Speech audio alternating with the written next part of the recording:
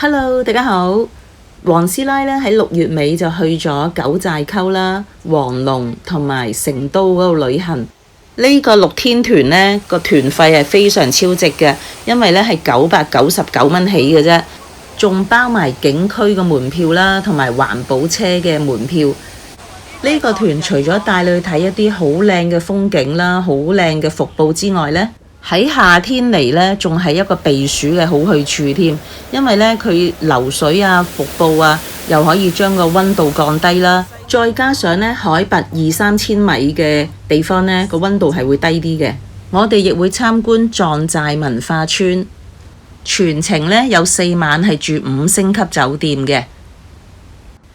嚟到四川，梗係要欣賞芙蓉國粹表演啦，因為呢，佢都會包括埋川劇變臉嘅。成都火鍋呢，就一定要試下啦。咁同埋喺食火鍋嘅期間呢，都有人表演嘅。嚟到都江堰呢，我哋梗係要探下啲大熊貓啦。最尾嗰日呢，我哋仲會去埋寬窄巷子嗰度行街嘅。咁今次我跟嘅團呢，就係想旅遊嘅 CLMN06WR 啦。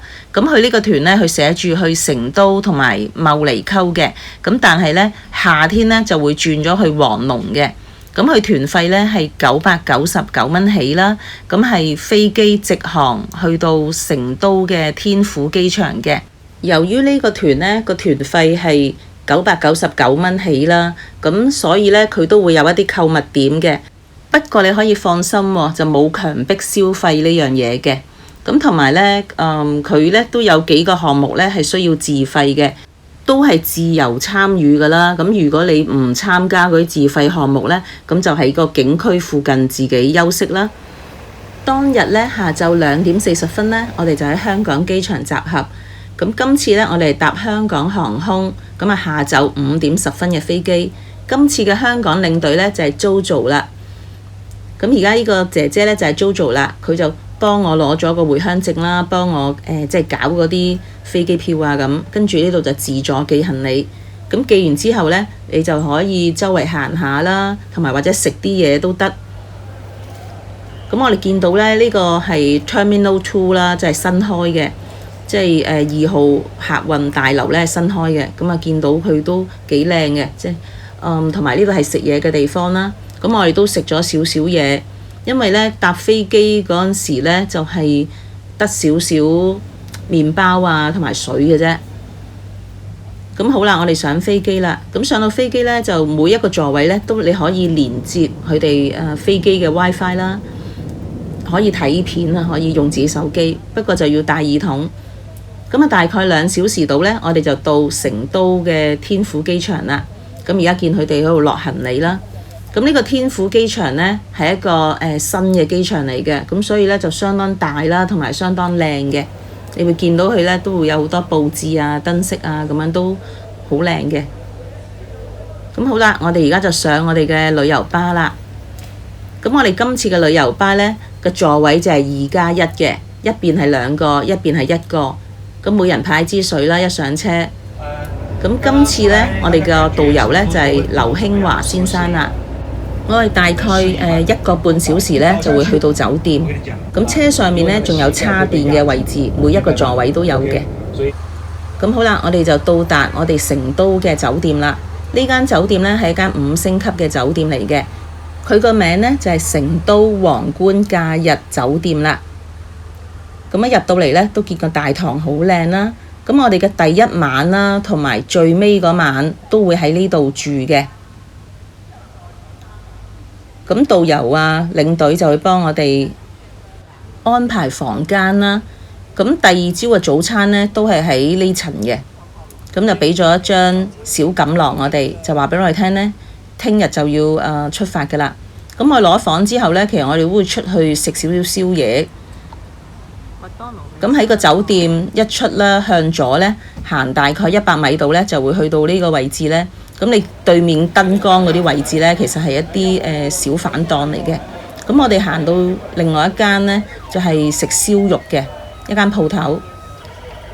咁呢入到去呢，即係我哋喺美團度點咗個雙人餐啦。咁佢話仲有大抽獎，咁啊撳呢部機，咁啊我哋嘅獎品就係小籠包。咁好啦，呢個二人餐係119蚊人民幣。咁啊嚟咗2隻燒嘅蠔啦，呢啲係一啲烤嘅魚肉，呢個花生佢係烚熟咗嘅，好味嘅。咁呢啲就係串燒啦。咁應該有3種度啦。呢個係蔬菜啦，咁我哋覺得都好食嘅，都特別。咁呢間叫川惠文燒烤啊，咁啊用咗119人民幣啦。咁啊食完之後呢，我哋就返酒店瞓覺啦。好啦，我哋嚟個 room tour 先啦。今次係住19樓嘅。咁一入到去呢，右手邊就係廁所，左手邊就有茶水櫃啦。呢個房呢都好闊落，睇嚟都有係500-600尺嘅。咁呢度係調校嗰個溫度啦。成都呢度呢都係夏天同我哋差唔多嘅，都係20幾30度啊咁樣嘅會。咁今次係一個雙床房啦。呢個係電視遙控啦，有即棄嘅拖鞋啦。另外呢亦有蚊香嘅電蚊香。呢度有梳化。咁插掣嗰度呢，就呢個先係插電 USB 插電嘅。咁有4支水啦。每一間酒店都係有4支水嘅。咁呢度係有啲茶包啊、咖啡。喺茶包方面呢，我覺得都幾特別嘅，又有伯爵紅茶啦，又有一隻白茶。咁呢個係一個綠茶。咁下面呢係有雪櫃嘅。咁呢邊呢就有2件浴袍啦，又有燙衫板啊嗰啲咁樣。呢邊呢就有夾萬。好啦，我哋入廁所嗰度睇下啦。咁呢邊呢有2個洗手盆啦。咁喺呢邊就洗手液啊、護膚液啊、番梘啊咁都有嘅。咁另外呢，有個櫃呢就係擺一啲毛巾啊、牙刷啊嗰啲都喺度。仲有個磅嘅。咁呢邊呢就係乾濕分離㗎啦。呢邊就係個馬桶啦。另外呢邊呢就係淋浴嘅地方。第2日嘅早餐呢，就係6點就可以開始食㗎啦，因為呢，我哋7點就出發㗎啦。咁呢度見佢有一啲冷盤啦，有啲係火腿啊、煙肉啦。呢度係啲生果，呢邊係啲沙律區，呢邊係啲麵包西餅區，又有一啲係格仔餅啊。呢邊係熟食區啦，炒粉麵啊，同埋啲餸啊、菜啊嗰啲都有嘅。咁呢邊呢，可以煮麵啊、雲吞啊嗰啲咁樣啦。呢邊呢，就係一啲即蒸嘅，例如粟米啊、番薯啊、啲包類啊嗰啲啦、饅頭。咁啊，見到廚師呢喺裏面呢，不斷喺度煮緊一啲煎蛋喎。咁呢邊呢，有茶葉蛋啦、烚蛋啦、腸仔啦，同埋呢啲煎蛋。呢邊呢係一個熱豆漿，同埋一啲係油炸鬼啊咁樣啦。好啦，食完早餐之後呢，我哋就會出發㗎啦。咁同埋呢，你見嗰個環境呢都好靚嘅。而家我哋7點啦就出發。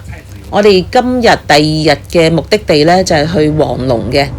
咁啊，沿途呢就會沿住213呢個角度嗰度去啦。咁呢就會成日都會見到呢個江水叫文江。咁啲水流都好急嘅。咁佢呢又會經過汶川。呢度呢已經係即係大地震後修復好㗎啦。咁我哋呢就會去一個服務站啦，喺汶川嗰度。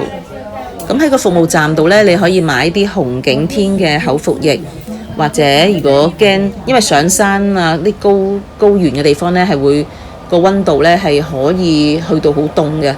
咁所以呢，如果你帶唔夠衫呢，就可以買啲衝鋒衣嗰啲啦。我哋喺嗰度買咗啲大蘋果啊。咁另外呢，就12點到啦，就到達食午餐嘅地方。咁呢餐呢，就叫薑味宴啦。我哋嚟到呢，佢啲餸菜已經整好咗，擺晒喺一個枱度㗎啦。咁我哋就食啦。咁食完之後呢，又要出發㗎啦。咁同埋呢，開始進入高原地帶啦。你見導遊呢，就幫我哋開晒嗰啲即係車上面嗰啲通風位啊。等我哋空氣流通啲。同埋呢，如果你係出發之前呢，就冇食定嗰啲紅景天呢，就可以喺頭先嗰個地方呢，就買一啲口服嘅。咁我哋到達個景區啦，咁呢個係個門票啦。咁入到嚟呢，其實黃龍呢個風景區呢已經有3000米㗎啦。咁所以就慢慢行咯。咁你見沿途呢都係一啲棧道啊嗰啲咁樣啦，同埋有好多杉樹。咁我自己呢，就出發之前1星期呢，就已經食咗啲紅景天嘅膠囊啊嗰啲咁樣嘅。咁所以呢，就嚟到呢都係好輕微嘅反應啦，即係都係慢行咯。因為如果你行得快呢，就好容易頭暈嘅。咁呢個景點呢，就有好多彩池啊、瑤池啊咁樣啦，黃龍呢個景區。咁同埋呢，其實佢仲有一個位置去呢，可以搭索道上更高嘅。咁不過我哋呢，就唔會再去咁高㗎啦。我哋喺呢個位呢，就行，例如第一個位呢，就會見到呢個迎賓池啦。咁你見到呢啲瑤池呢，都好靚。由於黃龍呢邊呢，如果冬天呢，佢即係落雪落得好犀利嘅，咁就封咗嘅。咁所以我哋夏天先可以嚟到呢度睇嘅啫。咁我哋去完呢個景點之後呢，就再參觀埋呢個熊貓郵局啦，落返去即係個景區門口嗰度嘅側邊嘅啫。咁好啦，我哋就行返上去個停車場嗰度上車啦。跟住呢，我哋就會坐車去九寨溝嗰個酒店啦。我哋今晚入住嘅酒店呢，就係九寨溝希爾頓花園酒店。咁喺酒店附近呢，我哋就食我哋嘅晚餐啦，就喺呢度食，叫做藏姜風味宴。咁可以睇下啲餸菜啦。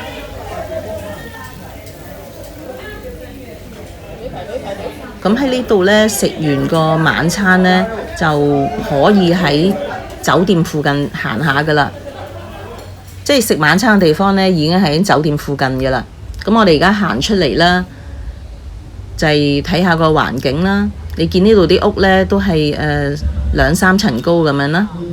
咁而家行過對面呢度呢，就有人喺度跳緊舞喎。同埋呢邊嘅夜晚呢，就算8點到呢，都仲係光嘅個天。大概9點到啦，先至會黑嘅，先至天黑嘅。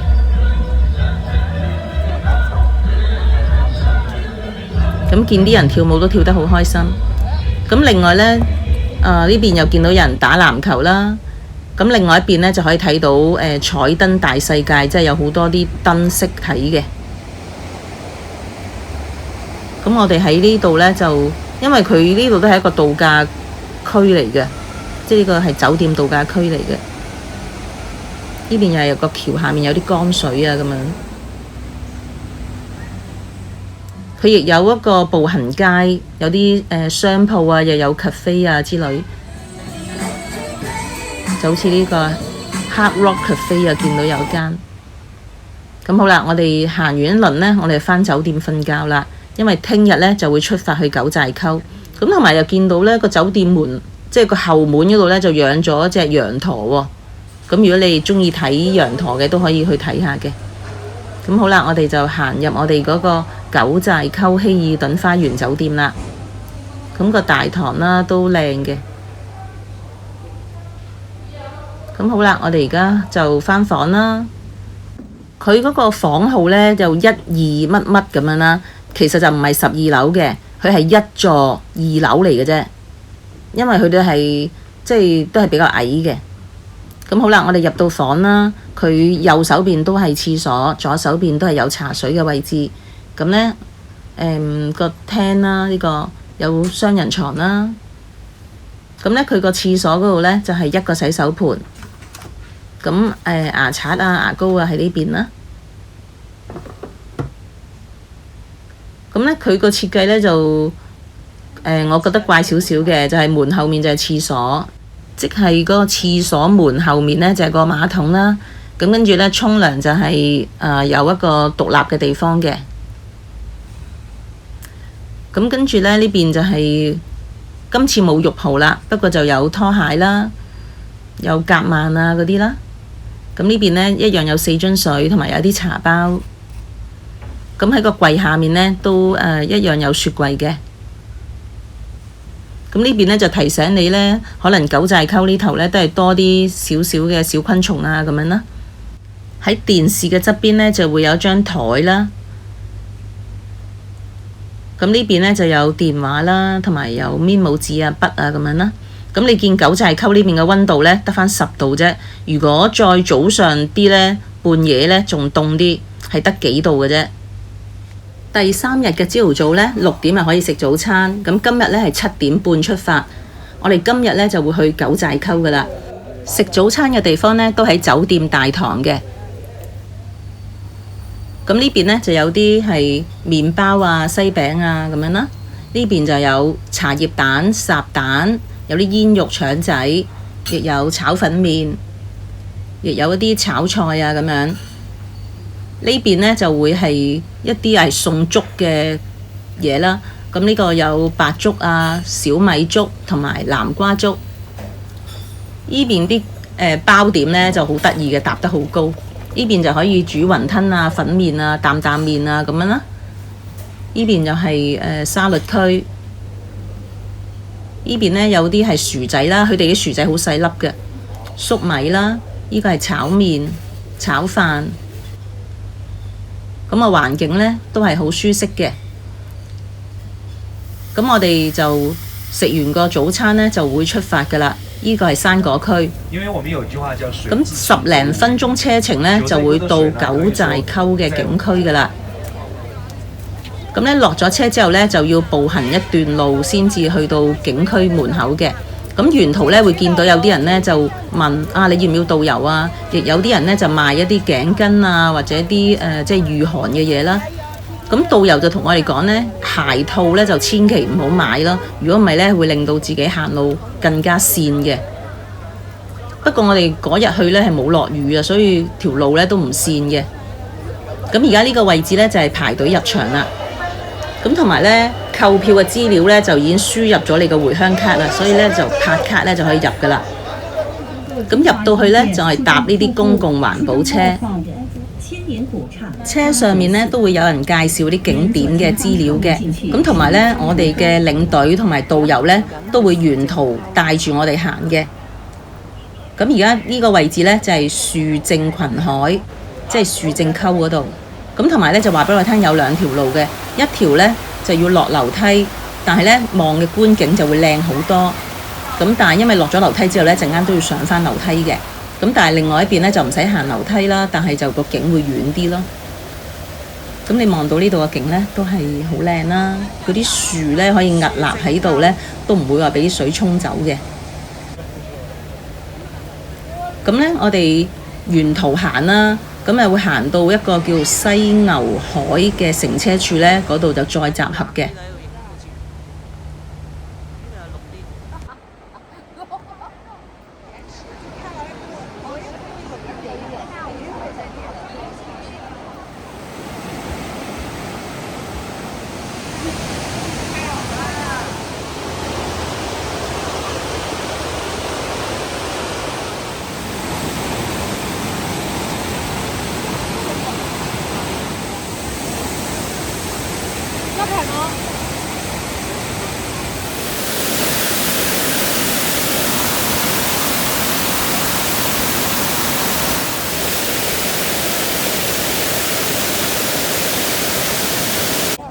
中途呢，又會有老虎海呢個景點啦。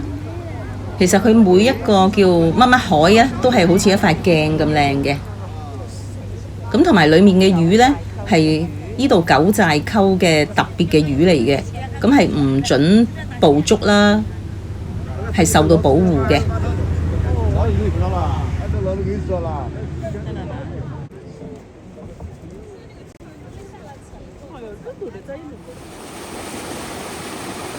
呢個係鑽孔啦。呢個位置呢，就係西牛海。咁喺呢度呢，就會再轉第2程車呢，就會上長海。咁長海呢，就係九寨溝裏面呢最高嘅位置嚟㗎啦。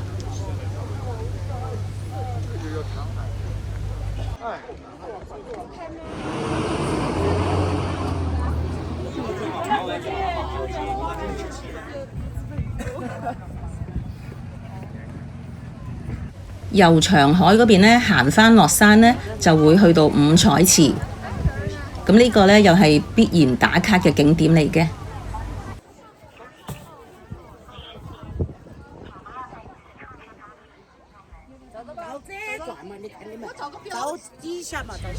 跟住呢，我哋就會過對面馬路啦，就去搭車，就去落日朗中心。咁其實呢，呢個九寨溝嗰度呢，係有3條溝。好似個 Y 字形咁樣嘅，落日朗中心呢，就係嗰個中間點啦，即係3條溝嘅中間點。咁而家呢個餐廳都係喺呢個位置，咁我哋就去食午餐。今次呢，就係自助餐嚟嘅，就上 A 區，就上去2樓。咁我哋嚟到呢，就自己去攞嘢食啦，每人攞個盤啊，自己攞啲筷子啊、匙羹啊嗰啲啦，咁啊自己去滗啦。咁啲餸菜呢，就係都係一般嘅餸菜啦，可以咁講。咁啊，醫飽個肚呢，我哋就會又起程㗎啦。咁呢度都比較多人嘅。好啦，午餐之後呢，我哋就再搭車去啦。咁啊，去五花海。今次我哋嘅行程呢，係3條溝都會去晒嘅。去到呢個位置呢，又見到好多攤檔啊咁樣啦。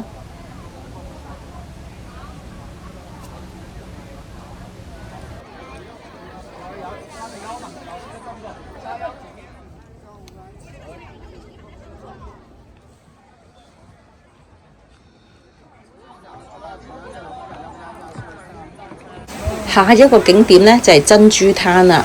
咁珍珠灘呢，因為佢嗰啲彈出嚟嗰啲水珠呢，就好似珍珠咁樣啊！你會望到一粒粒白色啊咁樣啦。呢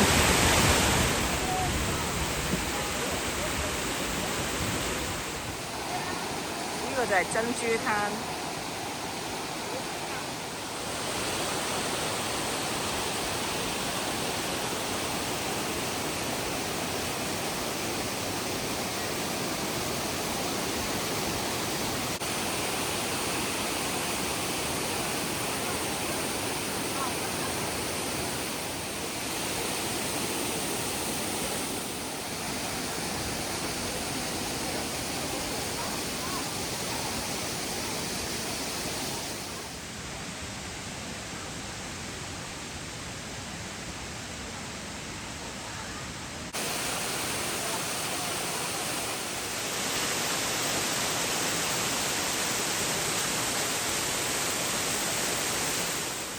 呢嚿石呢，就刻住8.8，呢嚿石呢，就係2017年呢8月8日九寨溝大地震嗰陣時呢，係由山頂跌落嚟嘅。咁而家呢，我哋去到下一個景點呢，就係鏡海啦。咁又係好似一塊鏡咁樣啦。下一個景點呢，就係落日朗瀑布啦。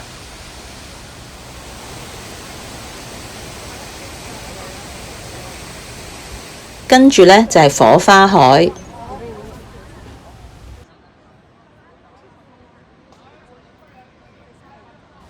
下一個呢，就係雙龍海。咁個雙龍呢，就聽到有人講呢，就係中間而家你見到嗰度黃黃地色啊嗰度啦，就係其中一條龍。由於呢，由個景區出口啦，就去返停車場嗰邊呢，都有段距離啊，咁所以呢，我哋就會坐一啲的士啊之類啦，咁啊載我哋去到呢個位置停車場嗰個位置。咁跟住呢，我哋就係睇表演啦。呢個表演呢，係一啲講九寨溝呢邊嗰啲風土民情啊，同埋個歷史啊咁樣嘅，有啲歌舞表演啊咁樣嘅。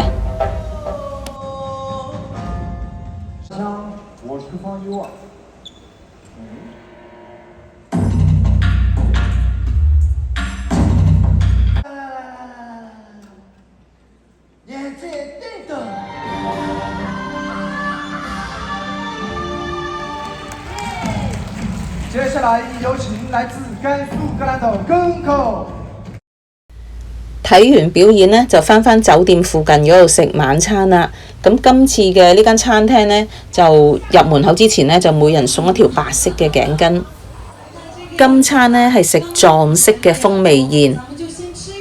咁呢，佢裡面呢都會有一啲姑娘啦，就着晒藏族嘅衣服啊，咁喺度跳舞嘅。呢個係青果茶，係好似甜酒咁嘅。